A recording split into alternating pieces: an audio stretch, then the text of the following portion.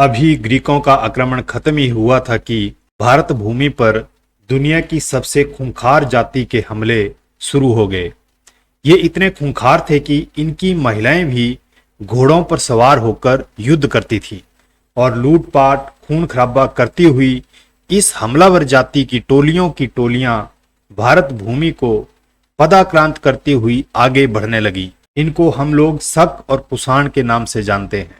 आगे बढ़ने से पहले हम शक और कुषाण के बारे में जान लेते हैं। शक और कुषाण थोड़ा बहुत एक दूसरे से अलग थे, परंतु भारत के लोग इनको लगभग एक जैसे दिखने के कारण शक ही कहते थे।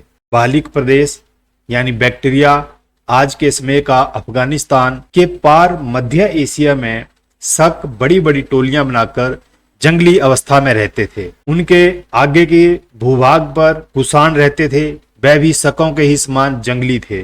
और उनसे आगे के भूभाग पर चीन के भी कुछ भाग में हूण लोग रहते थे। ये लोग क्रूर होने के साथ साथ पराक्रमी भी थे और इन लोगों का यानी शक कुषाण हूण आपसी संघर्ष चलता रहता था और एक दूसरे के प्रदेशों पर हमले करते रहते थे और आपस में युद्ध करते थे। लगभग 150 ईस्वी पूर्व के आसपास इनकी यह आपसी फूट इतनी बढ़ गई कि जितनी आज से पहले कभी नहीं। इन सब में सबसे क्रूर हूण थे जो कि चीन की सीमा के आसपास रहते थे। इन हूणों ने कुषाणों पर हमला किया और इनको खदेड़ दिया।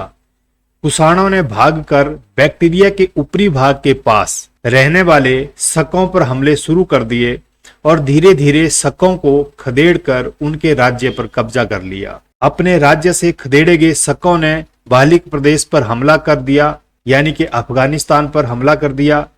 जैसा कि सिकंदर काल से ही बालिक प्रदेश से लेकर ग्रीक तक ग्रीकों के ही छोटे छोटे राज्य थे, परंतु जब इन बर्बर जंगली जातियों के लगातार हमले शुरू हुए तो ग्रीक राज्य तो मिट गए और वहां पर शकों ने अपना पूर्ण अधिकार कर लिया। लेकिन कुछ वर्षों के भीतर शकों के ऊपर उनके शत्रु कुषाणों ने हमला कर दिया और फिर से शकों को जान बचाकर भागना पड़ा और इस बार इन्होंने बलूचिस्तान के रास्ते से भारत भूमि में प्रवेश किया और जल्दी ही बोलन दर्रा पार कर सिंधु, काठियावाड़ और गुजरात प्रदेशों में टिड्डी दल की तरह लगातार हमले शुरू कर दिए। लूटमार करते हुए इन असंख्य आक्रमणकारियों ने संपूर्ण प्रदेश को रौंद डाला और मध्य एशिया से कुषाणों और हूणों द्वारा खदेड़े गए इन शकों ने भारत के बलूचिस्तान, सिंध, काठियावाड़, गुजरात और उज्जैनी तक के प्रदेश पर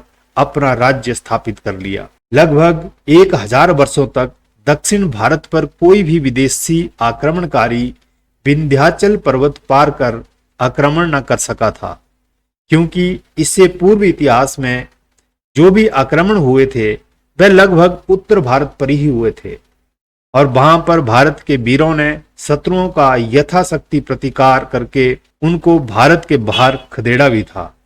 परंतु इस बार का हमला दक्षिण भारत पर इन शकों का हुआ था। सौभाग्य से इस काल में आंध्र और कलिंग में 2 वैदिक धर्मी भारतनिष्ठ प्रबल शक्तियों का राज्य था। जैसे शकों ने नर्मदा पार करनी चाहिए, आंध्र ने जोरदार प्रतिकार करके उनको नर्मदा के पार धकेल दिया। ठीक इसी समय उज्जैनी तक चढ़ आए शकों का योद्धे और मालव गणराज्यों की सेना से सामना हो गया और इस तरह इस भीषण संग्राम ने शकों का पराभव कर दिया। लगभग 57 ईस्वी पूर्व मालव सेना ने शकों के राजा नहपान का ही संहार कर दिया और मालवों की जीत की खुशी में मालव राज्य ने कुछ सिक्के जारी किए और उन पर लिखा मालव जय, मालवा नाम जय, मालव गणस्य आदि। इस प्रचंड जीत के बाद शकों ने धीरे धीरे अपने आप को भारतीय संस्कृति और वैदिक धर्म में विलीन कर दिया। इस तरह से दक्षिण भारत पर पहला शकों का विदेशी आक्रमण लगभग मालव गणराज्य की जीत के साथ समाप्त हो गया। इसके आगे क्या हुआ वह हम अगले वीडियो में देखेंगे। तब तक के लिए नमस्कार, धन्यवाद।